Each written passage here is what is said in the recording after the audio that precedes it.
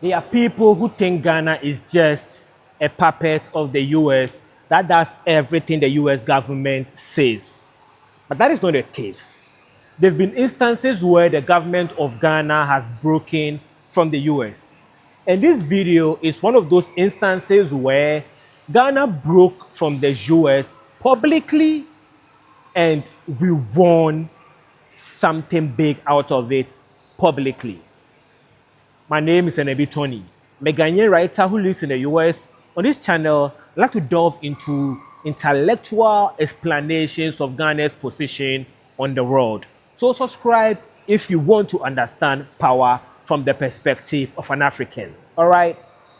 Now let me paint a picture for you, and you tell me what you see. When Ronald Reagan took over office as the president of the US in 1981, he made it clear that he wanted to enlist the support of African countries to isolate Libya.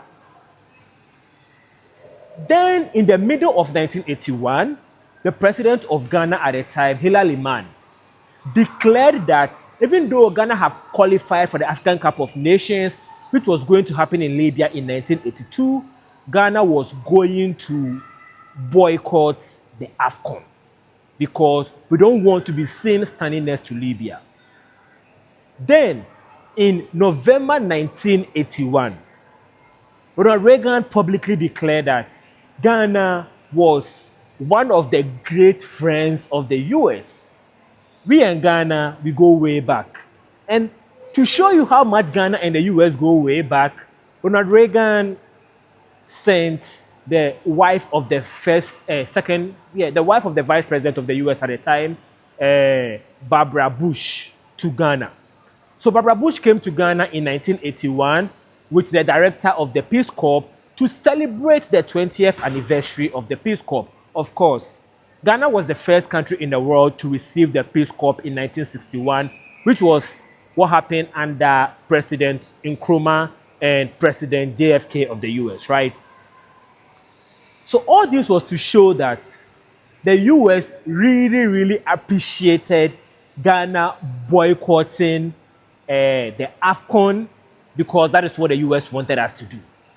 And I'm saying this because ChatGPT and Claude have been arguing with me that Ronald Reagan did not pressure Ghana to boycott AFCON in 1982 because there was no public record of it. Of course, there's no public record of it, but there's public record of Ronald Reagan saying that he wanted African countries to isolate Libya. Ghana responded by isolating Libya, and Ronald Reagan expressing how much he loved Ghana.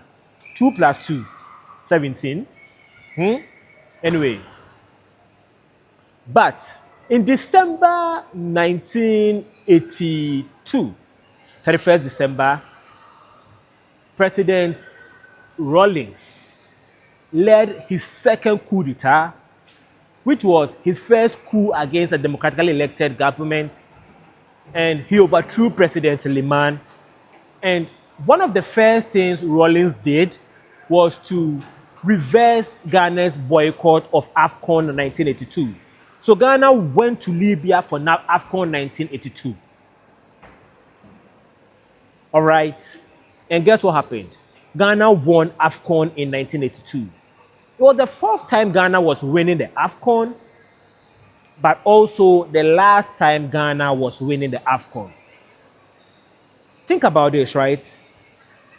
Nigeria have won AFCON 3 times. Ghana, the greatest soccer nation in Africa, have won AFCON 4 times. So if Ghana had stayed boycotting in 1982, we and Nigeria would be 3-3 when it comes to winning AFCON. That is not good for us, right? So let me ask you, does this justify the coup d'etat that Rawlings did in 1982? He destabilized the country of Ghana. He overthrew a democracy, but we won the AFCON. Does that justify the wrong he did? You tell me. I really want to know your thoughts on that, because I don't want to express my opinion on that, but that's not the point of this video. What we are going to get at is this video is Libya. Ghana and the US, how this conversation came to be. So when Ronald Reagan took over as the president of the US, Libya was the biggest, issue in his Africa agenda. He believed that his dealing with African countries would be based on that African country's relationship with Libya. Why is that? Ronald Reagan said Libya was a state sponsor of international terrorism, and two, Libya was using money, weapons, and proxies to destabilize other countries. So basically, Libya was doing what the US does. So the US looked inside the mirror and was like, we don't like what we see, so let's break the mirror. That's basically why Ronald Reagan hated Libya. Libya was basically the US. So Ronald Reagan made it clear that he wanted African countries to shun Libya. And while I made a joke about destabilizing, it's a serious and I actually don't mean that as a joke. I'm serious about that. But one of the big issues around Libya was the issue of the Cold War, right? Remember, around this time, the US and Russia were still engaged in the Cold War. So countries around the world were taking sides. They were the countries who were aligned with the East, which is Russia or the USSR, and countries who were aligned with the West, the US, and countries which were non-aligned. So Ghana was one of the founding members of the non-aligned movement, right? And those countries were what were called at the time third world countries. These days, there's no third world country because the Cold War no longer exists. So I don't personally like the term third world countries these days. So the US thought that because of Libya's influence, Libya could be steering these third world countries more towards Russia. So the US felt like removing Libya from a position of influence in Africa was a way of keeping the third world countries from going towards Russia, which in my opinion was a very stupid way of looking at African countries. Because these African countries have had relationships with countries who are aligned with Russia that has not influenced them towards Russia. Ghana, for example, right? President Nkrumah was very, very close with Russia.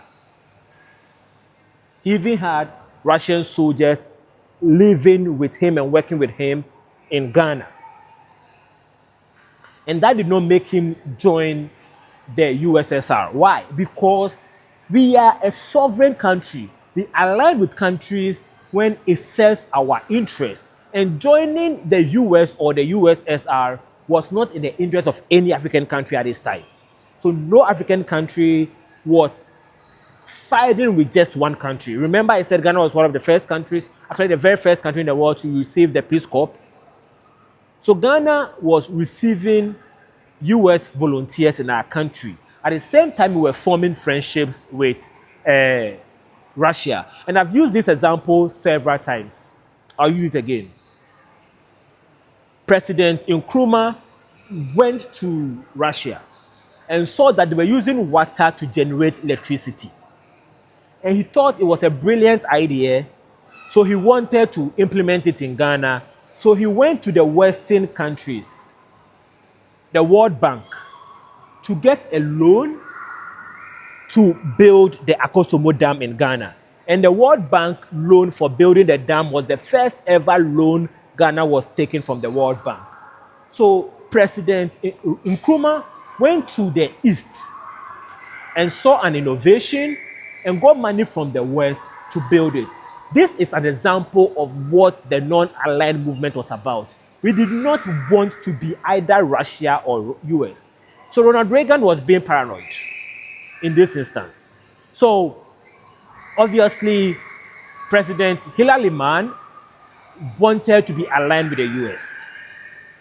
So he started taking steps to align Ghana with the US. And one of the steps he took was boycotting Libya.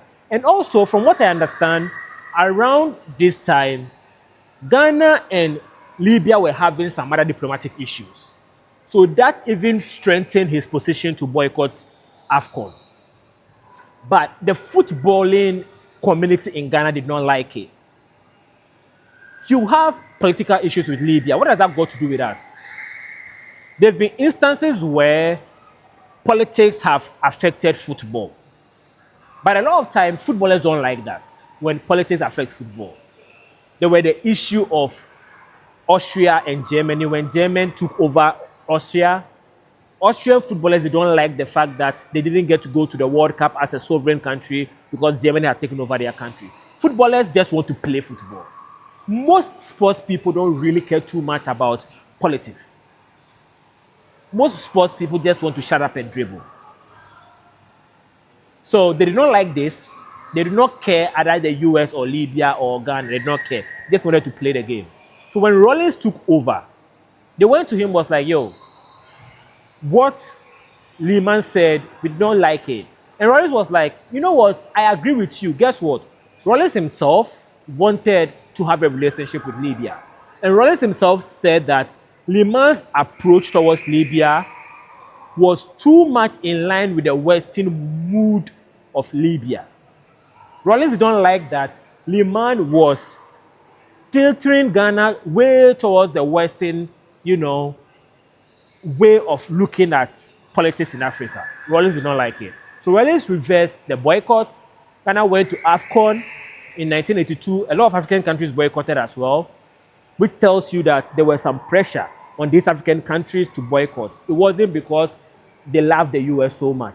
It is clear that there was something beyond they wanted to be friends with the US that was pushing them to align with the US in this instance, right? So Ghana went, we got to the finals with Libya, we won on penalties. And like I said, that was the last time we were winning the AFCON. And when we came back, it strained the relationship between Ghana and the US. A lot of times, when things like this happen, the US would respond with,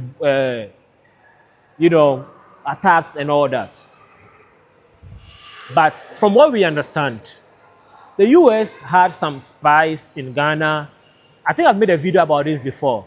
When the US had some CIA agents operating in Ghana, and Ghana figured it out and got some of them arrested, and the US arrested a Ghanaian spy in the US. So Ghana had to, exchange spies with the US. Yeah, this is what happened.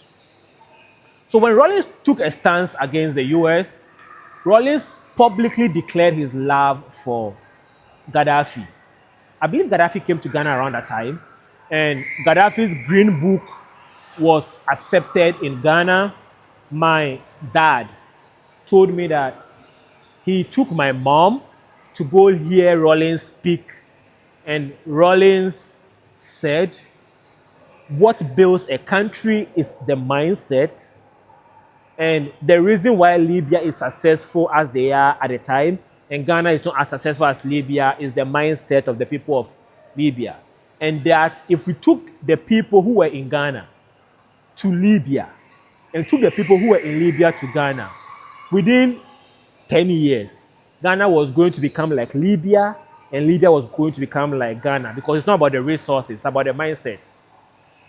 And it's interesting to me that going to hear a political speech of someone both of them did not even agree with was my parents' idea of a date, which makes sense because of who I became, right?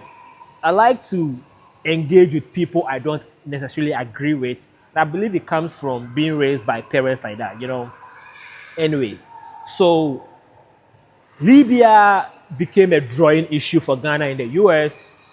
The US was putting pressure on Ghana. Ghana wanted to stay away from engaging too much with the US. But unfortunately, in 1983, there was a drought in Ghana, which collapsed our food industry and our economy. And that is what drove Ghana back to the hands of America.